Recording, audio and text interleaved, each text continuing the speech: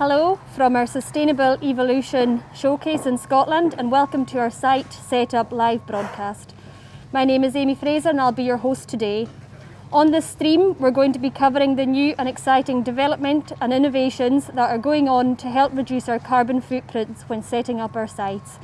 I'm going to be speaking with our Mobilisation Manager, Lisa Foster from Balfour Beatty Mobilisation Hub, Dave Harris, Sales and Marketing Director at Sunbelt Rentals, and Colin Haxton, our Major Account Director at Gap Group. So we're just going to go in now and speak to Lisa.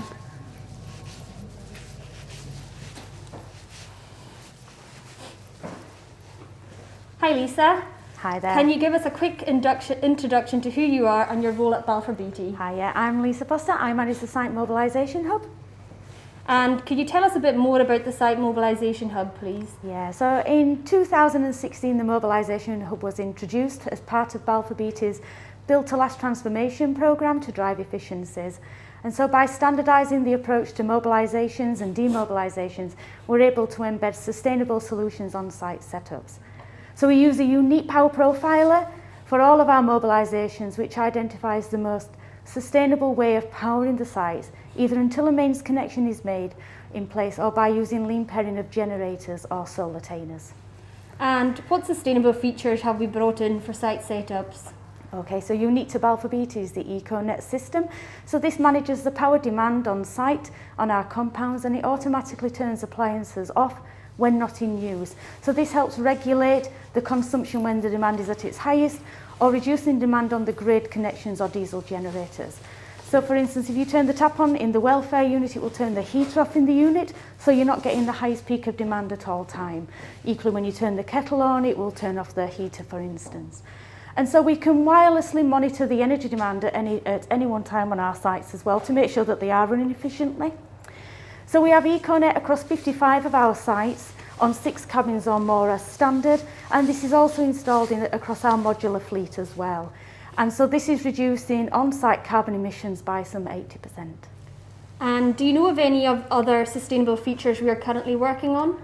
So throughout this year we've been working with our supply chain partner Sunbelt to build B-rated accommodation, and we're studying this unit today. I mean, this is a game changer for Balfour Beatty.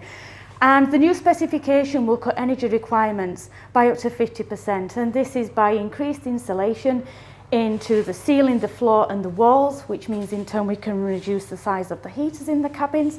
But not only that, we've also installed in here coloured light switches, etc., and LED dimmable lighting, and this is helping supporting neurodiversity. Again, this is new to Balfour Beatty in the way that we will work, and these are just some of the solutions that we're working on in the Mobilisation Hub. Perfect. Thank you very much for that, Lisa. We're now going to go see Dave Harris from Sunbelt Rentals.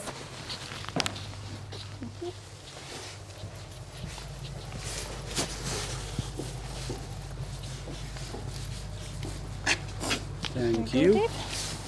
Oh, my nose is running. Hi Dave, can you give me a brief introduction to who you are and your role at Sunbelt Rentals? Hi everybody, I'm Dave Harris and I'm the Sales and Marketing Director at Sunbelt Rentals. It's great to be speaking to you and visiting your brilliant site here in Shotts. Excellent. And where are Sunbelt on their zero harm, it's Balfour Beatty, their zero carbon journey, should I say? Okay, so the equivalent of your Building New Futures strategy is our programme called Our Planet. And Our Planet is our plan for a more sustainable future. Covers environment, social and governance. On governance, it covers our safety programme called Engage for Life. In terms of social, it covers our programme to employ local people, to volunteer and to support local charities.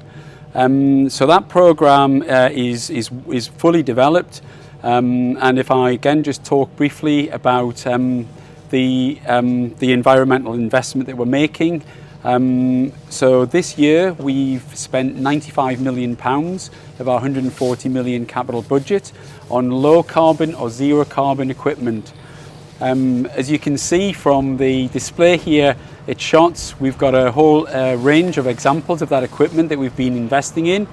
Could I just point some of it out to you if that's okay? Yeah, that would be excellent. So over here we've got an example of a solar lighting tower. The fleet consists of 4,500 LED headed lighting towers, and around about 1,000 of them now are zero carbon. If you just follow me through to the back, we've got a combination here of a generator, a ignium battery unit and an EcoNet unit, all working together to reduce carbon emissions. The EcoNet, which we developed with Balfour Beatty, we have around about 300 of those units in the fleet. The ignium 45 kVA batteries, again we're up to 300. And the generators, we're just starting to invest in stage 5 generators, and again the fleet is around about 250 units. We've got here a Casella environmental monitoring unit, again around about 300 in the fleet, and they can be deployed on site in order to monitor and measure noise, vibration, emissions. This is an example of one of our B-rated welfare units. So we now stock a range of B-rated cabins and welfare units. Again, they allow fuel emissions to be dramatically reduced. Not on display, but we've made a sizable investment in stage 5 plant, 2,000 units in the fleet. We're just starting to invest in stage 5 generators, as I said. And we've also got items, as you can see at the front here, like electric bikes, which we've used and deployed at the G7 conference down in Cornwall and also at COP26. So what you can take from that is Balfour Beatty and all of your businesses and all of your projects can enjoy a very broad selection of zero and low carbon equipment from Sunbelt Rentals. So what level of sustainable investment are you making and in what areas? Okay, so again, just the total budget, capital budget for Sunbelt Rentals in the UK is around about 100 million a year. This year we've spent, as I mentioned earlier, around about 95 million on sustainable equipment, and that size of investment, 100 million a year, is going to continue for the foreseeable future. Excellent. And how are you working with Balfour Beatty to support their zero carbon agenda?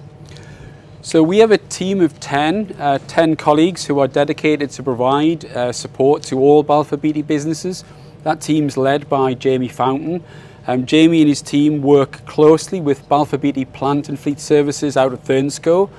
And that team are available to provide information, organise trials of all of this sustainable equipment, but they're also available to support any innovative or sustainable products that you guys would like to test out. That team have successfully done trials recently, not only on the EcoNet, but with the B-rated cabins, and a couple of years ago on a very successful dehumidifying room facility.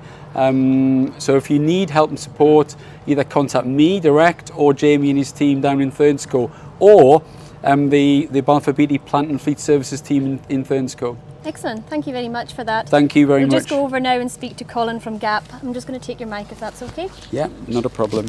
Excellent, thank you. Cheers, thanks. Here we are, Colin.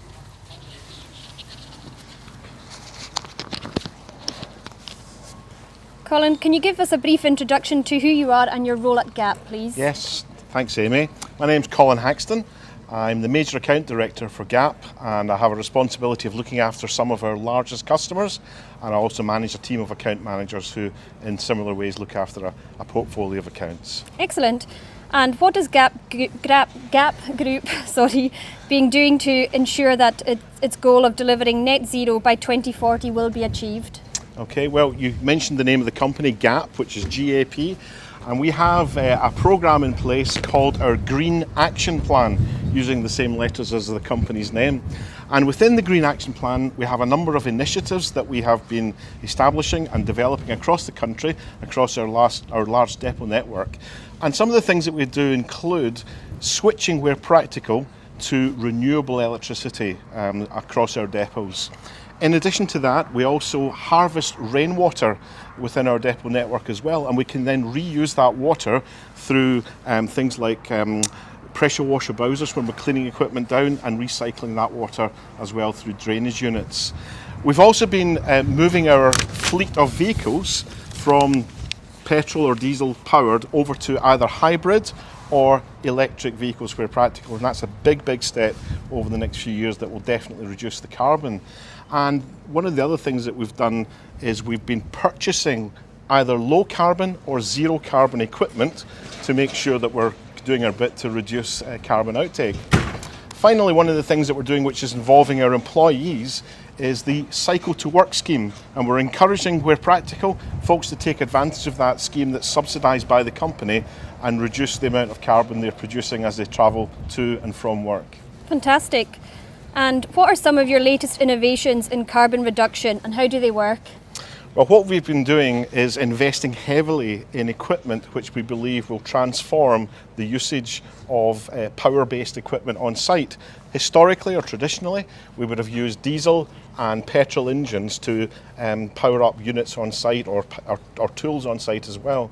But what we've done is we've harnessed the power of the sun as much as we can, and using solar power, we've been able to bring a number of pieces of equipment into use.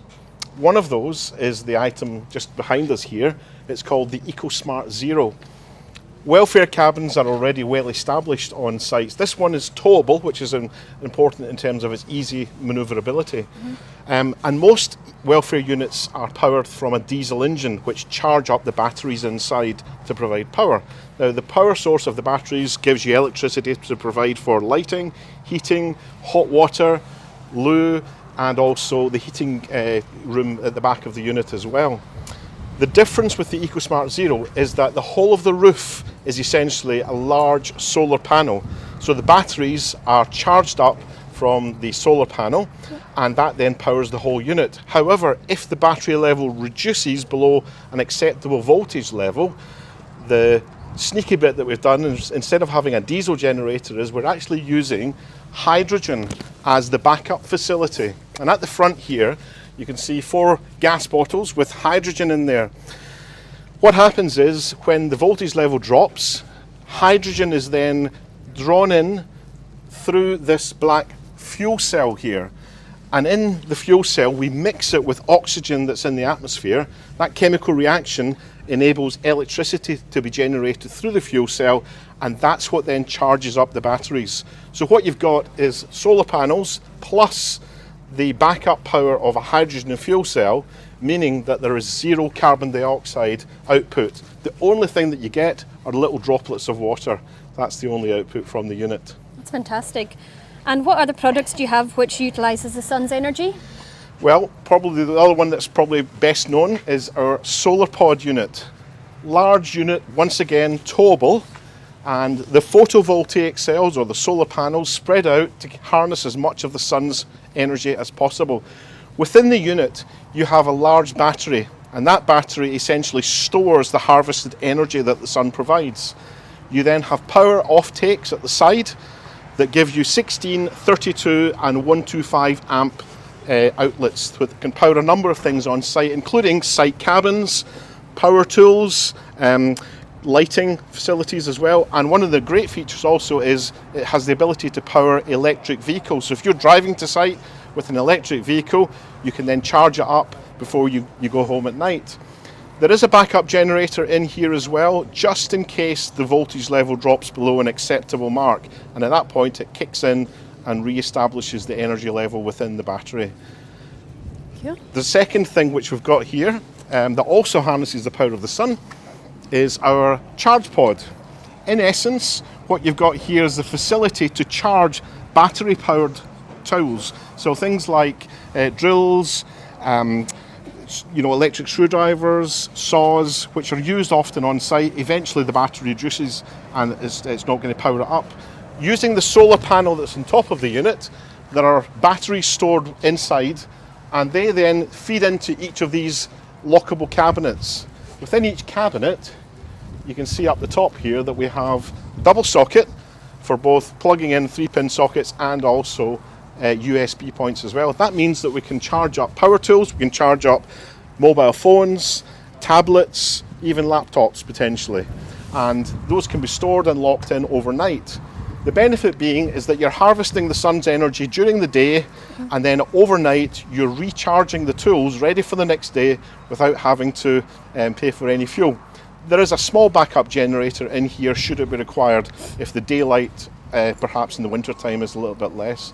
But in essence, harnessing the power of the sun rather than diesel or petrol is transforming the power for our sites. Excellent. Thank you very much for that, Colin. And thank you to all our other guest speakers and everyone who's joined us today. So make sure you tune in tomorrow at 2 p.m. for our next stream, which will be all about how our latest digital technologies are helping us to reduce carbon emissions. Thank you.